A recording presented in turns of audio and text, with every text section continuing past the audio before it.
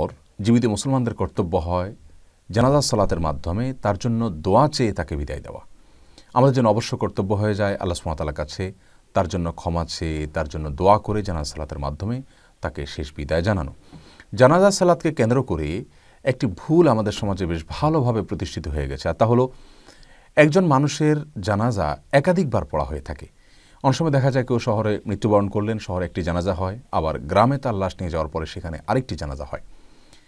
আবার কোনো ব্যক্তি প্রবাসে মারা গেলে প্রবাসে তার একটি জানাজা হয়, প্রবাস থেকে ফিরে তার লাশটা নিয়ে আসার পরে দেশে শহরে দেখা যায় একটি জানাজা হয়, গ্রামে এক বা একাধিক জানাজা হয়। এই যে একাধিক জানাজার যে সংস্কৃতি আমাদের সমাজে প্রচলিত আছে, এটি সুন্নাহ সম্মত কোনো কাজ নয়।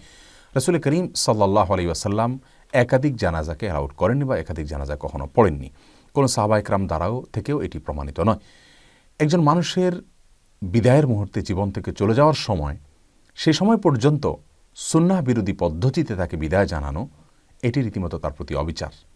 একজন মানুষের জীবনে তিনি যাই করুন না করুন, তার বিদায় দেওয়ার সময়ও যদি আমরা সুন্নাহকে ফলো না করি, মুহাম্মদ রাসূলুল্লাহ সাল্লাল্লাহু আলাইহি ওয়াসাল্লামের আদর্শ অনুপাতে তাকে বিদায় দিতে না পারি, তাহলে এটা আমাদের জন্য দুঃখজনক এবং লজ্জাজনক।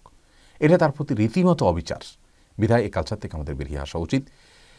আইম্মাগণ যারা আছেন, ইমাম আবু হানিফা রাহিমাহুল্লাহ সহ অন্যান্য ইমামগণ, প্রায় সকল ইমামদের মতেই জানাজা একটি বার করাই হলো সুন্নাহ, একাধিক জানাজা এটা সুন্নত নয়।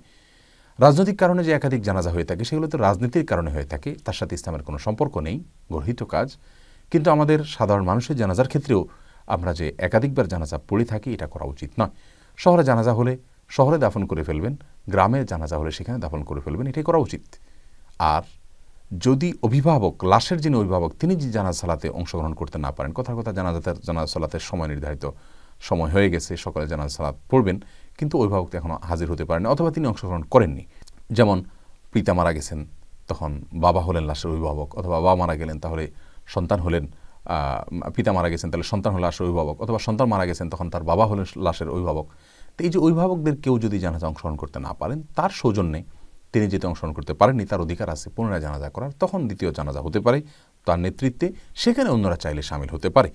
এছাড়া সাধারণভাবে একাধিকবার জানাজার অপশন রাখা উচিত নয়, সুন্নাহ বিরোধী কাজ। আল্লাহ সুবহানাহু ওয়া তাআলা আমাদের সকলকে এই সুন্নাহটিকে প্রতিপালন করার তৌফিক দান করুন। এই সুন্নাহ বিরোধী যে একটি কালচার আমাদের সমাজে প্রতিষ্ঠিত হয়ে গেছে, এটা আমাদেরকে দূর করতে হবে। আল্লাহ আমাদের সবাইকে তৌফিক দান করুন।